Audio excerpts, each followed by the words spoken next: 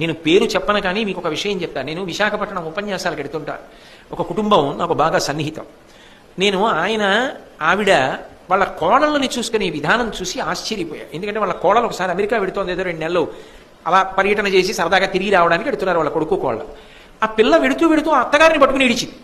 అత్తయ్య 2 నెలలు నిన్ను విడిచిపెట్టి ఉండలేను అత్తయ్య, ఆయన రమ్మంటున్నారని వెళ్తున్నాను. నాకు ఆశ్చర్యం వేసింది. ఏమిటి కోడలు అత్తగారిని పట్టుకుని ఏడవడం ఏమిటి, 2 నెలలు ఉండలేను అత్తయ్య అని చెప్పి ఆ రోజు వాళ్ళ ఇంట్లో నేను పలహారం చేస్తూ ఆయనతో అన్నాను, అయ్యా బహుశా మీ అమ్మగారు మీ భార్య గారిని చాలా ప్రేమతో చూసి ఉండాలి, అదే సంస్కారం మీ ఆవిడకి కూడా వచ్చింది, కోడళ్ళని అంత ప్రేమగా చూస్తున్నారన్నాడు.